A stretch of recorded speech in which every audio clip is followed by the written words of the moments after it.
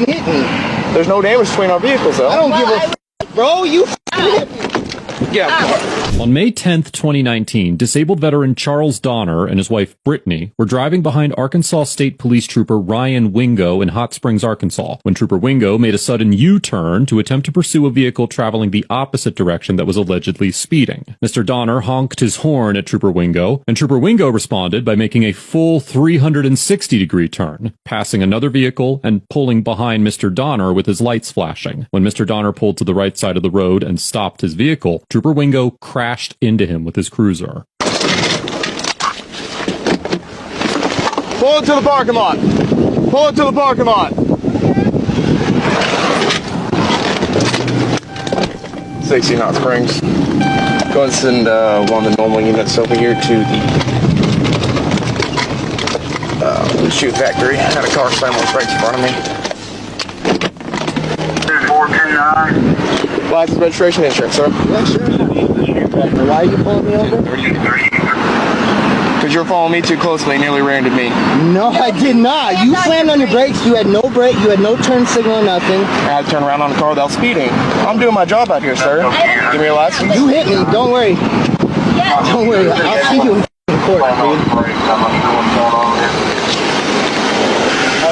Take it on. Look at my car. Hey, take a seat in the car for right now.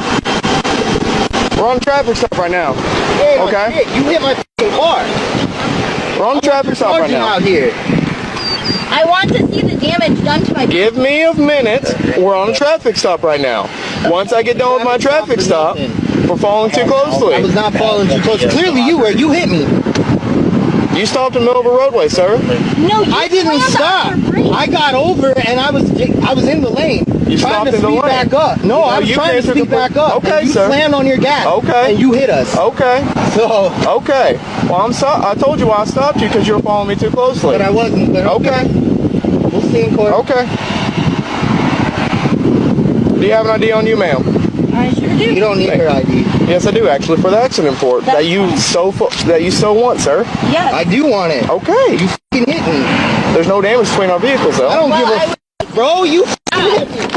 Yeah. Trooper Wingo rips open Mr. Donner's door, orders him to exit the vehicle, and places him under arrest for disorderly conduct. Arkansas's disorderly conduct law, which is found in section 5-71-207 of the Arkansas Code, states that, quote, a person commits the offense of disorderly conduct if, with the purpose to cause public inconvenience, annoyance, or alarm, or recklessly creating a risk of public inconvenience, annoyance, or alarm, he or she engages in fighting or in violent, threatening, or tumultuous behavior, makes unreasonable or excessive noise, in a public place uses abusive or obscene language, or makes an obscene gesture in a manner likely to provoke a violent or disorderly response. Not only was Mr. Donner's conduct not likely to cause a public disturbance, as he was only speaking to Trooper Wingo, but profanity is protected speech under the First Amendment, and citizens cannot be arrested for simply using curse words. Given the well-established legal precedent protecting the right to use profanity and express disapproval of police officers, a court would almost certainly conclude that Trooper Wingo's actions violated Mr. Donner's constitutional rights.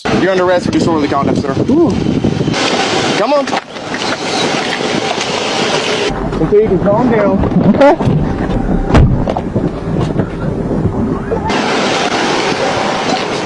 Why are you doing this? Ma'am, there was no need for cussing me out. Until he can calm down and act like an adult, he's going to sit in the back of the car. Let me explain to you. My husband has severe PTSD. Severe. He's 100% disabled veteran. And he is fucking. That's why I'm here. You going to talk to me? You going to let me talk, or you just want to interrupt me the entire time, ma'am? I'm sorry. Okay. Until he can calm down and act like a human being and stop cussing me out for no reason. So I'm trying to explain to him what happened. But he doesn't want to let me talk, okay?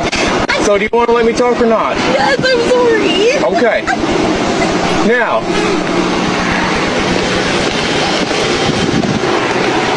You gonna calm down or you gonna continue cussing me out? I just want your badge and number and your name. I'm asking you a simple question, sir. Are you gonna calm down? I just want your badge and number and your name. That's all I want. Okay, well, I'm trying to ask you. And I said, sure, officer. Okay, well, you can continue cussing me out or not? Because that was that. And you're going to say sure, then I'm not going to have you sit out here and cuss me for no reason. There's no fit to. You're not incriminating yourself, sir. Here, Trooper Wingo tells Mr. Donner that he doesn't need to invoke his right to silence because he's not being asked incriminating questions. However, the Fifth Amendment applies to a much broader range of interrogation than blatantly incriminating questions. An individual should exercise their right to remain silent in a variety of situations. Citizens cannot be compelled to answer questions when they have reasonable cause to fear consequences from answering the question, or when it is, quote, evident from the implications of the question, in the setting in which it is asked, that a responsive answer to the question or an explanation of why it cannot be answered might be dangerous because injurious disclosure could result. It is reasonable for an individual to fear that answering police questions might incriminate them. In this situation, answering even a seemingly innocuous question, such as, "Are you going to calm down now?" could have caused Mr. Donner to unintentionally implicate himself. For instance, if Mr. Donner had agreed to calm down and stop cussing out Trooper Wingo, it could have insinuated that his conduct was unreasonable before he was handcuffed, and that he believed that his detention was justified. This is one of the many reasons that citizens should invoke their right to remain silent when police officers attempt to question them, as when an individual answers a question inexactly or incorrectly, it can be used to incriminate them, even when they are innocent. And I just said sure. I just want your badge number. I just want your badge number and your name. Okay. That's all I want. Okay. Because this is going to end horribly.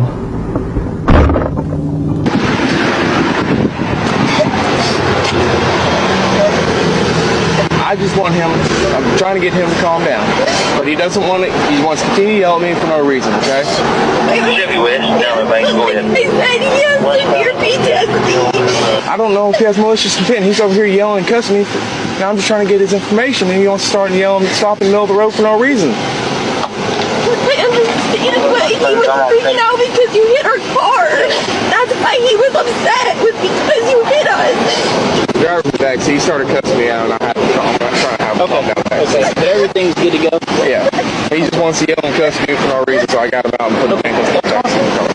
You're good? Yeah. Okay. Trooper Wingo recounts his version of events to a fellow trooper who responded to the scene, which is wildly different from what the dash and cab cams show actually occurred. First, Trooper Wingo claims that Mr. Donner was following him too closely, but the cab footage shows that Mr. Donner left plenty of distance between the two vehicles while Trooper Wingo was driving in front of him. Trooper Wingo also alleges that he had not activated his emergency lights when Mr. Donner stopped his vehicle, but the cab cam also shows that he did in fact turn on his emergency lights before the collision occurred. Finally, Trooper Wingo insists that Mr. Donner stopped in the middle of the road, when Mr. Donner had clearly pulled into the right lane to yield to the police vehicle. What the video footage also shows is that Trooper Wingo started to make a U-turn without first getting into the middle turning lane. Then, when Mr. Donner honked his horn at him, Trooper Wingo turned back around to pull over Mr. Donner and ultimately slammed into Mr. Donner's vehicle when he stopped. Although Arkansas law does allow police vehicles to disregard traffic laws in some circumstances, they are generally required to follow the same rules of the road as everyone else. The court would probably determine that Trooper Wingo's erratic driving was not only likely responsible for the accident, but it was also illegal. Look, Eddie,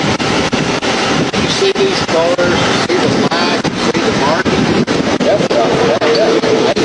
Our U-turns are legal when we're going out at the right lane. It doesn't make any difference.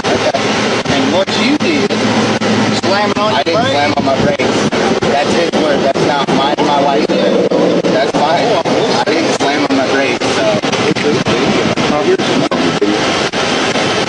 it's all going to be recorded for 1 minute. It don't matter. It don't have to. Yeah. Are you one of these smart people that you're going to provoke the police? No, I'm not trying to. It sounds like you know.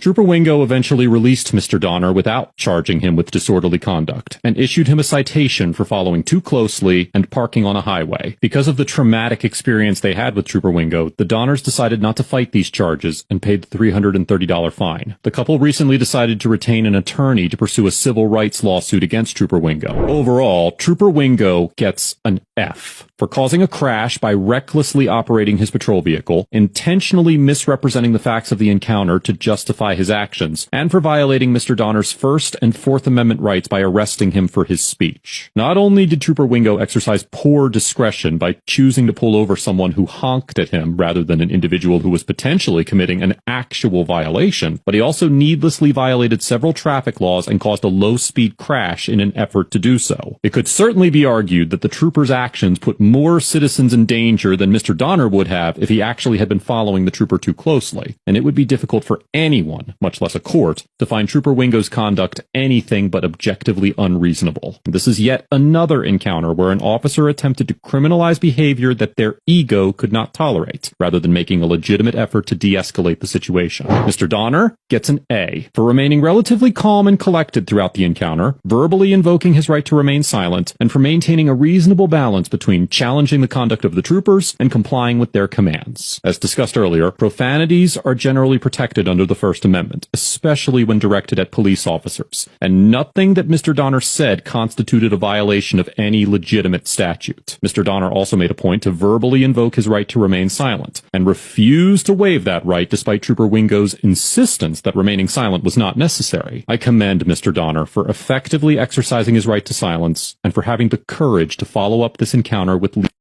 'Cause it's about to get heavy.